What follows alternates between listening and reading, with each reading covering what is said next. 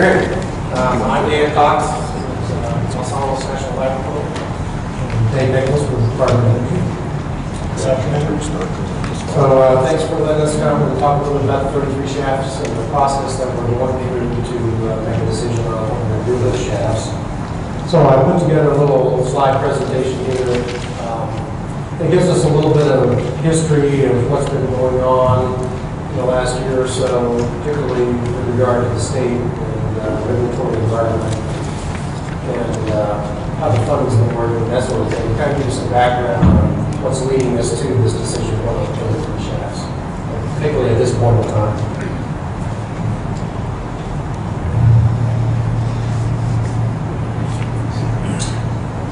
Okay, so we've talked a little bit about the fire. Sarah Grande back in 2000, Los Conchas in 2007. So,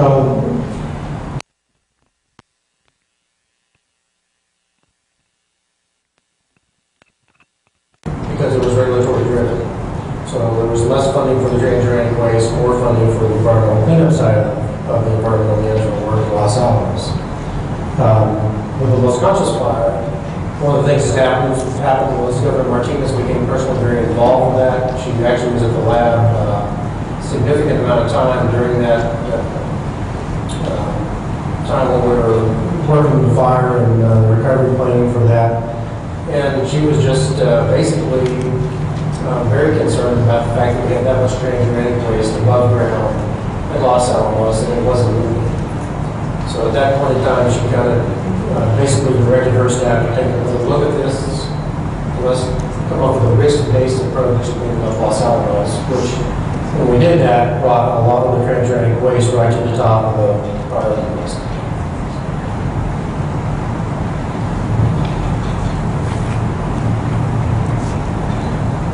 So when she realized that, she urged the Department of Energy to change priorities. Let's look at getting the waste out there. We can, as the state, could come in and reprioritize the consent order work and grant extension requests and those sorts of things, so we can get that off the plate and focus on transuranic waste above grade. So she's been very beneficial in this process. So as I mentioned, we worked off of a consent order. In that consent order, the final deliverable would have been in December of 2015, which is closure of Area G. Now, one of the things the consent order is silent on is the transuranic waste that's sitting there. So it's just talks about closure, expecting that all the waste would have been gone, and then the closure would have happened, and we've gone through the corrective measures evaluation, come up with a remedy, implement a remedy, and submit the final closure report in Area G. So we knew we weren't going to make that. And last January, not this past week, a year ago, January, George Retrieval of the Department of Energy announced that we would not be able to make the 2015 date. So that's an important meeting, and that was done through the NNMCAB to actually put forward a framework agreement. This framework agreement really was pinned by a group that we call the Court. So we had a group from headquarters, DOE, local DOE, we had a lands representative, we had an NNMCAB representative, we also had a NNMCAB representative on that core team. When they put this together, they're really looking at what can we realistically get out there in an appropriate amount of time that reduces the risk of waste. So when we looked at that, we looked at the dispersible waste and the combustible waste as it sits inside the containers that it is there. And when you racked it up, and drew the line between that waste and the cemented form waste that was non-dispersible and combustible, there was 3,706 cubic meters of waste above the line that we would put into this campaign. So some key things on there is that the 3,706 cubic meters had to be removed from Los Alamos. And removed is a very important word. It doesn't mean it has to go to RIP. It has to be removed from Los Alamos by June 30th of 2014. So that's the biggest one. The second is associated with newly generated waste. And of course, you guys know that the operating plants in Los Alamos are still generating waste.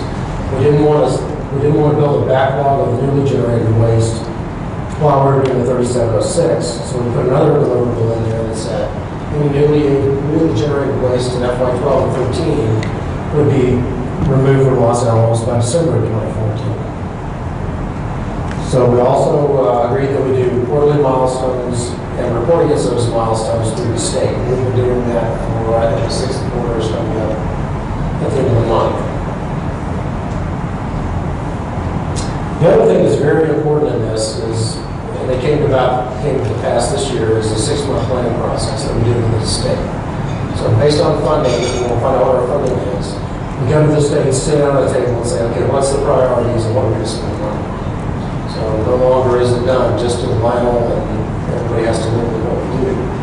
We sit down with the state, and that has been a very beneficial process for us so far this year. And I'm sure based on what Pete said, once we find out what the budget numbers are going to look like for the second 6 months of the year, we'll do the same thing. We'll go back to the state and sit down with those guys and say, okay, what are our priorities and what are we going to work on with the money that we have available to us?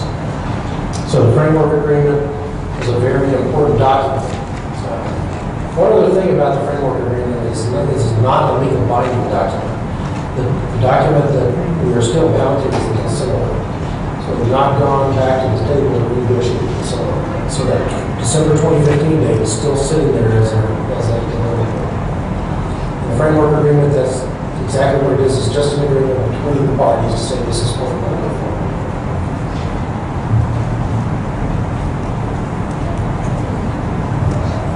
In the framework agreement, one of the things that it wanted us to do was to deliver a plan. We're going to do the below grade waste, and this is where this 33 shaft question comes into play. So we wrote another document where we went through the primary, I call them elements, of retrievably stored transuranic waste at Los Alamos. And I'll talk about all those here in just a second, but it went through each one of those and said, okay, are we going to actually retrieve that waste or not going to retrieve it? And when we looked at that with regard to, in the retrieval process, is there a high probability or a high risk that there's more harm than benefit when we actually retrieve that waste? And that was the primary thing we wanted to look at right off the bat.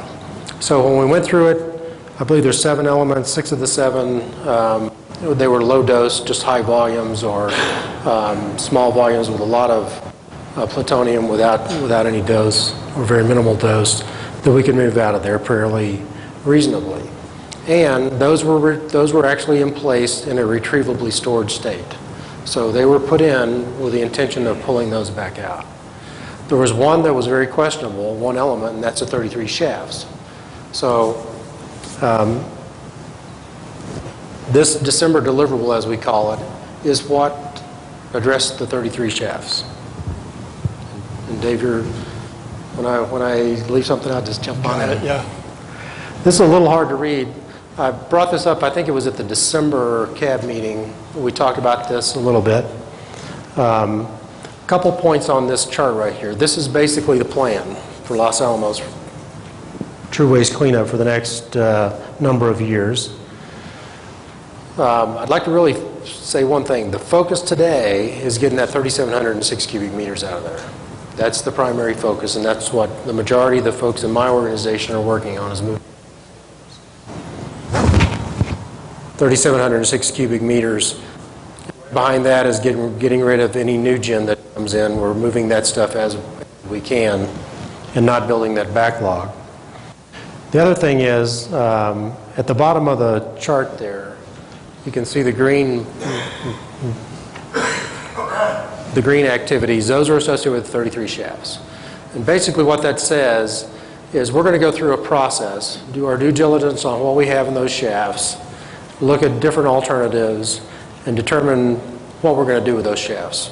Really, whether we're going to leave them in place, do some type of treatment to them in place, or if we're going to retrieve those and repackage and ship those to WIP. There's really 2 main processes that we're going to go through.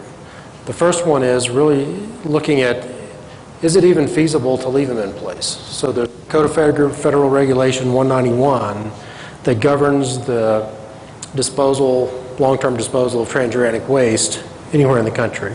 So that's what WIP is under and what Nevada was going to be under if they would have come into operation. So that is actually managed through EPA, and we have to go through the process of looking at that regulation to see if we can meet the criteria and if it is actually even an option to leave it in place. So that process has started. Dave and I are going to EPA, I think, next month to talk with them about the potential for that. Once again, though, I'd really like to highlight this is a process, so we don't have a decision point yet. The second big piece of that is really looking at the NEPA side of the house. What do we need to do in terms of the environmental impact statement for Los Alamos, and does that right now encompass removing the true waste or leaving the true waste? So Department of Energy, we're going down that path to look at what kind of either environmental assessment or possibly anything else to determine what the result could be, whether we can leave it or whether we have to pull it up, or whether we have the coverage to pull it up. Anything else on that, Dave? I'll talk more about that a little later, but yeah, you're right on. Okay, so the key point there is we're going to go through those processes, one for transuranic waste disposal under CFR 191, and the other is the NEPA process. And we're expecting that'll take us several years to get through those processes to determine what the outcome could be. So on that chart, I don't know, it's hard to see, there's a milestone there at the end of 2015 for that decision point, whether we're going to go forward with a retrieval action, whether we're going to do some kind of treatment in place, or whether we're going to leave them in place with some kind of protective measure associated with that.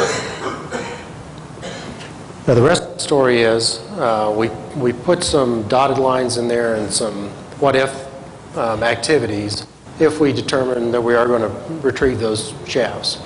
And one of them is to come up with a facility that we can process this material in. So when I get a little farther in the presentation, you'll see some of the dose rates and things that were there when they were disposed of and what we've back calculated to think what they would be today. But that's probably going to be a fairly sizable investment by the government. It'll probably be a very small facility, and it'll probably have a very limited life for doing this type of work. But we put that in there just so we could keep that in terms of schedule and keep that on the radar for appropriators and those kind of folks to make sure they don't forget about that if it does determine that we are going to retrieve those. That'll be a fairly significant investment. Okay, so just a little bit about where we are talking about the 33 shafts are. So I got a couple of slides here. If you look at your left, of course, Los Alamos up north of Santa Fe. We got the actual site in the middle of the picture. And then you can see TA-54 just to the left of White Rock. And then in TA-54, that's kind of a fairly recent aerial view of TA-54, so you can kind of tell what it looks like. Very picturesque place.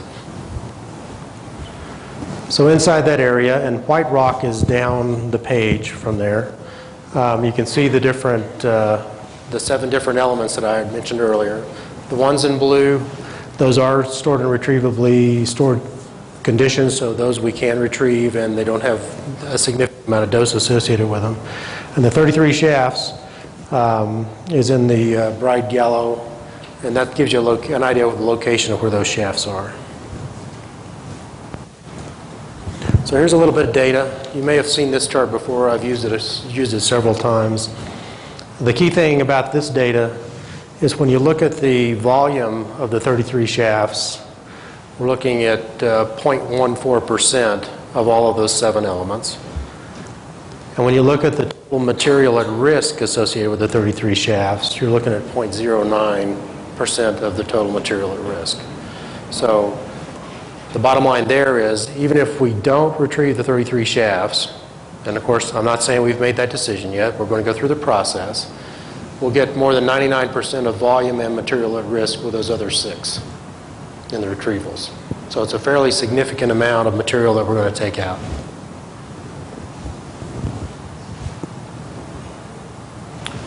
And that's the configuration of the shaft field. So we know where each shaft is and by identifier and what's in each shaft. That's what it physically looks like. So in the picture up there, you see the nice round concrete covers. That's not the 33 shafts. Those are some containment shafts that we use for different vessels. We had an RH-16 or remote handle 16 campaign back in 2009. Those were in those shafts. It's in the grassy area there where all the stakes are sticking up. That's where the 33 shafts are. It's pretty interesting. We had some of the NMED folks come out, and Frank Marcinowski came out one time, and when we first showed them where the 33 shafts are, you know, they definitely had a different impression of what we were talking about. You know, they were looking at football fields worth of area, and this is a very, very small area we're talking about. And Bob, you may be able to, you've probably packaged some of this stuff, so I'm going to talk a little bit about how it was packaged back in the day. So you're certainly welcome to chime in and give me some background if you want to. You're going to wait? Okay, all right. So when you look at the different shaft numbers, that shows you how some of the canisters were packaged. Some of them were in plastic liners, some inside a metal can, and then the metal can was sealed. Some of them were just in plastic liners and plastic bags. There's a couple of pictures of what they look like. Some of them were just used, some of them used paint cans. Some of them used a plastic liner in the metal container and it was welded closed. Does that look right? Familiar, Bob? That looks, yeah, there were three different ways of placing form. Already the 33 shaft. This is one of them. The other thing that we did that is in the 33 shafts, and one of the shafts there is the LAMPRE reactor cask, and that kind of gives you an idea of the size of it. It's about 12.5 feet long. It's in about a 14-foot shaft. It's fairly narrow, but that is in one of the shafts currently as we speak.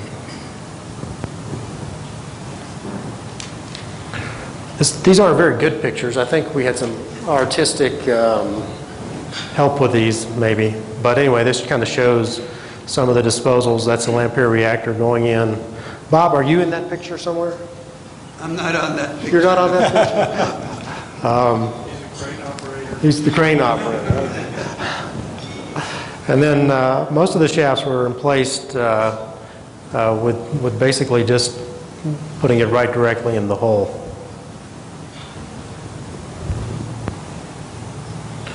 So once again, this is a little bit on configuration, how we suspect that they're actually in place. You can see it's what we think we've categorized it into basically three different configurations, two if you take the reactor out of it.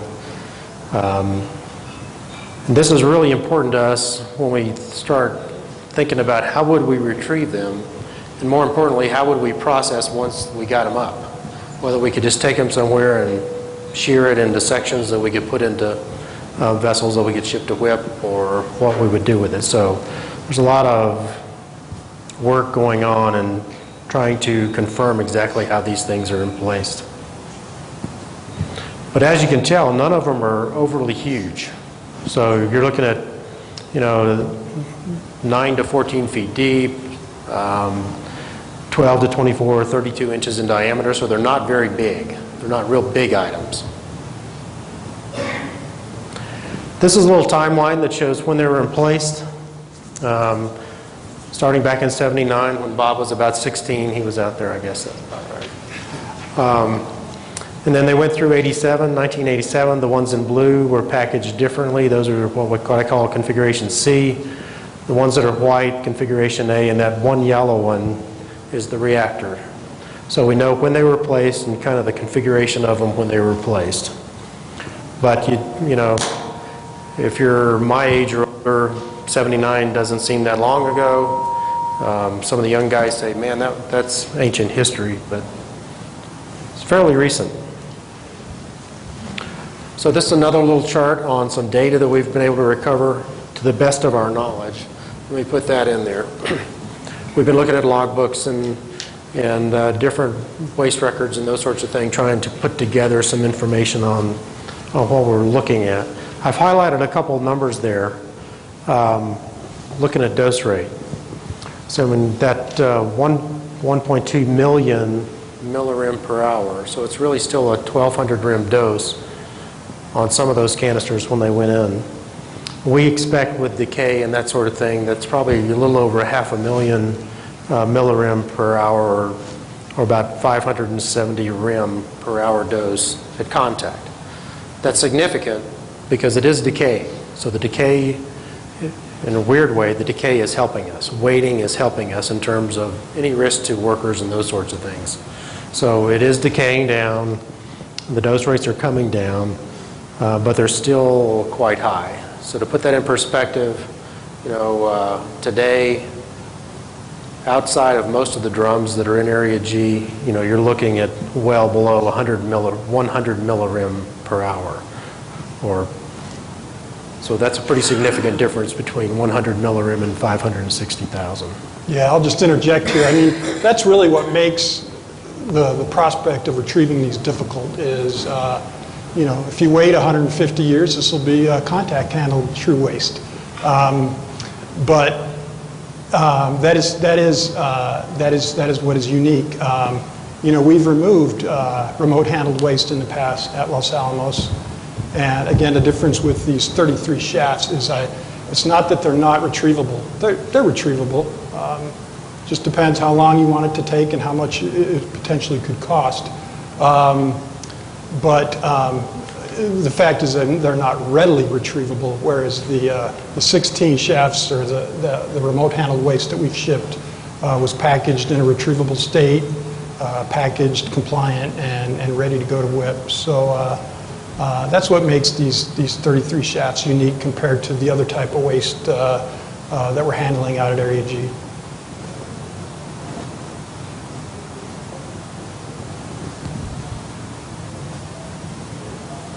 I'll go ahead and interject here, Dan, give you a little bit of a break.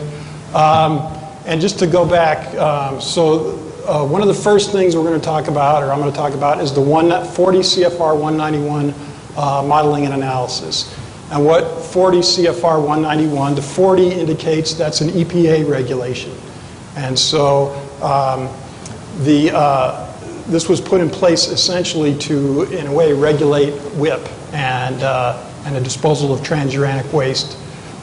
So we're early on in this process. As Dan mentioned, we're going back east, assuming the government's still operating, middle of April, and starting on these discussions to see how this regulation would affect the prospect of leaving those shafts in place. We're going to kick off a NEPA, here we go, acronyms, right? NEPA is the National Environmental Policy Act.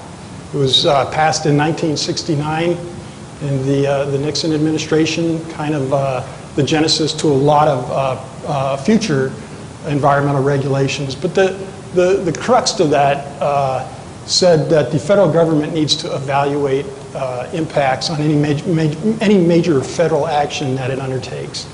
And there's been a ton of case law since then that defines what a major federal action is. And the long and short of it is we're going to use this process to evaluate the various alternatives. And there's a myriad of alternatives in terms of leaving it, processing it on site, shipping it to another site to process. And so that's a public process. We've committed to embark on that, and we would like to finish that by the September of 2015. And like I said, that's a public process. There'll be public involvement, comment, public scoping, and like I said, involvement of the CAB and the interested public in that process. So that leads to hopefully a federal decision point, like I said, that we're working to, of September of 2015 on these 33 shafts.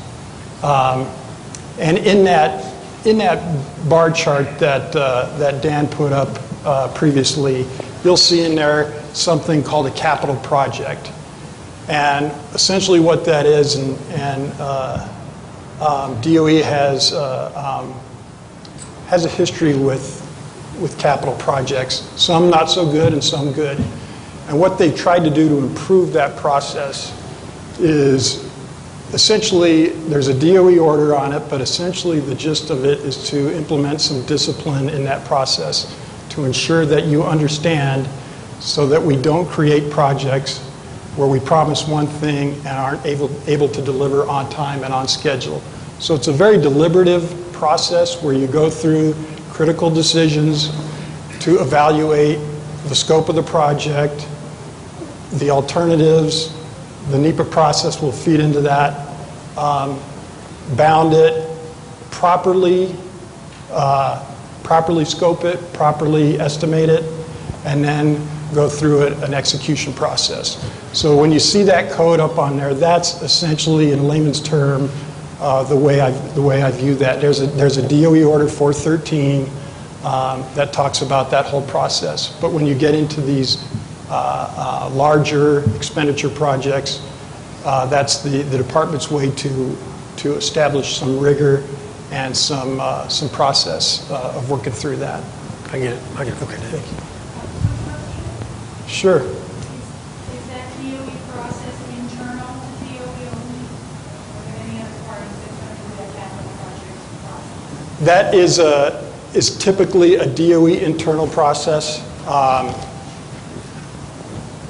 And other federal agencies have other processes that they use. The department has been on and off of what's called a watch list by the GAO.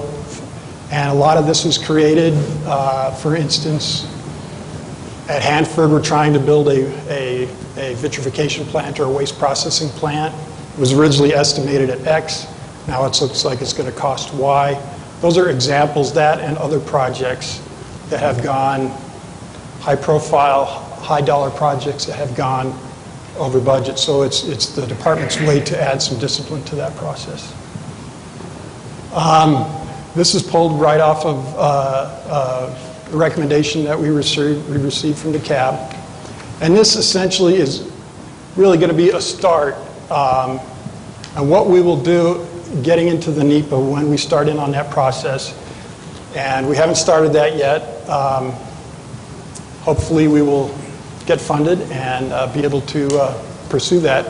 But typically one of the first things you would do in a NEPA process is you're going to do some public scoping, and that's where we would start to lay out some of the options. And these are obviously some of the options that that you folks have laid out, and they're all right in line with what's going to be evaluated through the NEPA process.